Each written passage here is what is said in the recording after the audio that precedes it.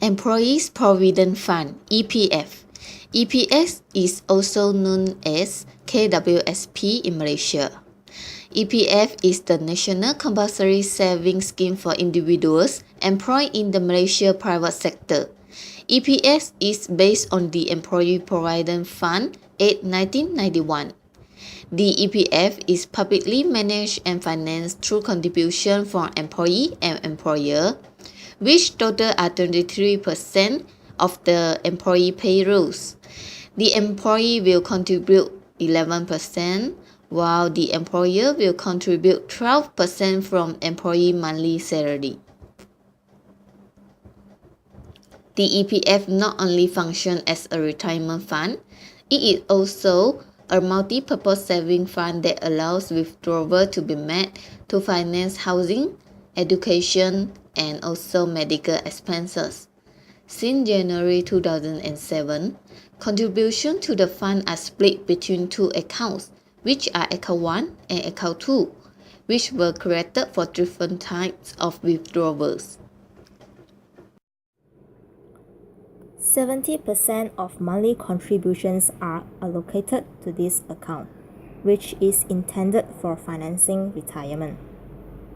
The account balance can only be withdrawn when the account holder reaches the age of 55, becomes incapacitated, or when he leaves the country. Until 31st of January in 2008, EPF members with savings of more than 55 ringgit in their account 1 were able to invest part of the excess saving through external fund managers, but it needs the approval by the Ministry of Finance. This changed as of 1st of February in 2008.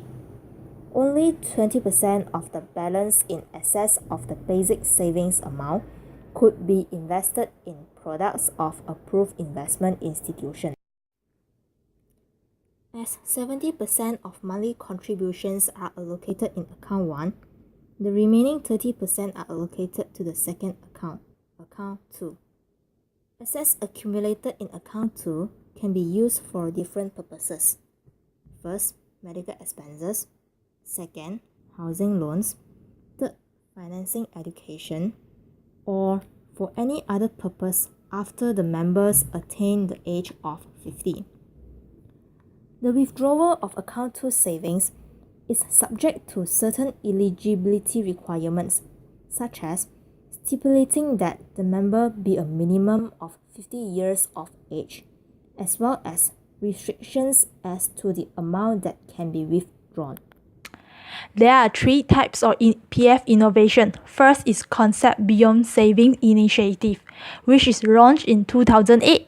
Second, EPPA project launched in 2010, and recently KWSP iAccount, which is prepared to launch in 2016. Beyond Savings Initiative is initiated because of the rising life expectancy, a general weakening of family ties, and the increasing medical costs, among others. There are three changes under this initiative. The first key change is that contribution rate alter when the employee reaches 55 years old. The employee is still liable for EPF contribution, but the employer share is reduced to 6%. And the employees to 5.5% of total wages.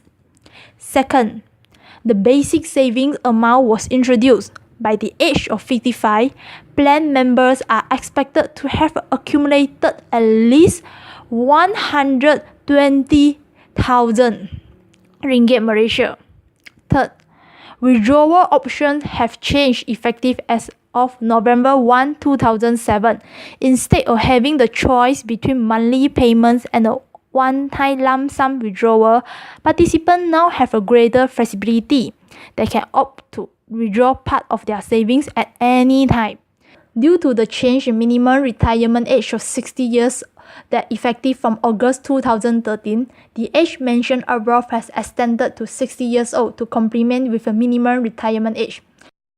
EPPF project is known as Electronic Pilihan Pelaburan Ahli, a jointly developed by Federation of Investment Managers Malaysia and the EPF.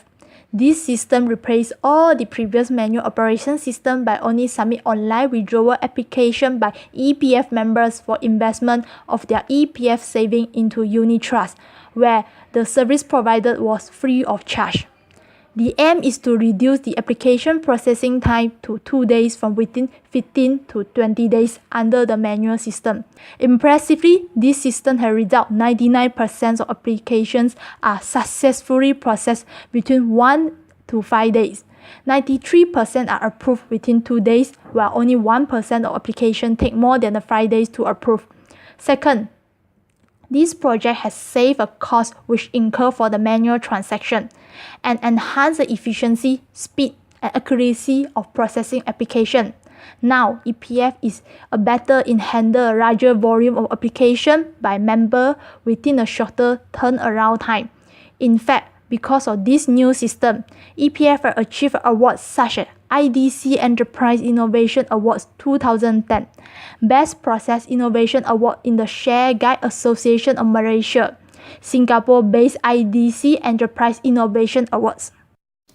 I will give information about KWSP-I account. KWSP-I account is managed and invests under Sharia principle in 2015.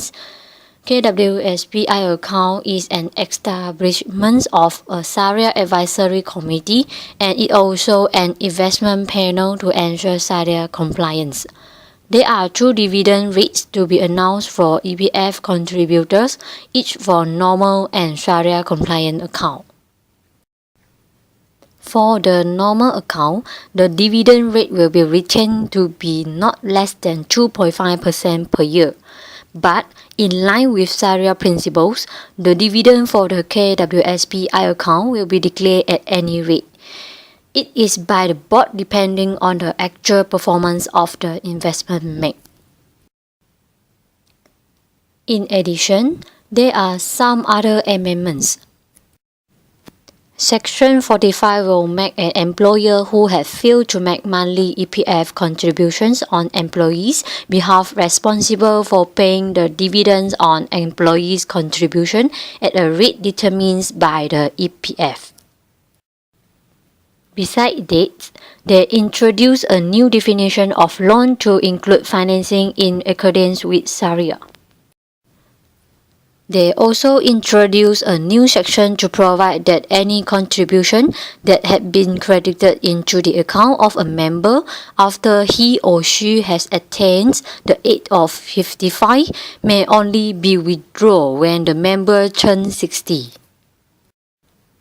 Lastly, they introduce a new section which states that no dividend shall be credited into the account of a member who is not a Malaysian if no contribution had been credited into his or her account over a period of 3 years. That's all from our group. Thank you.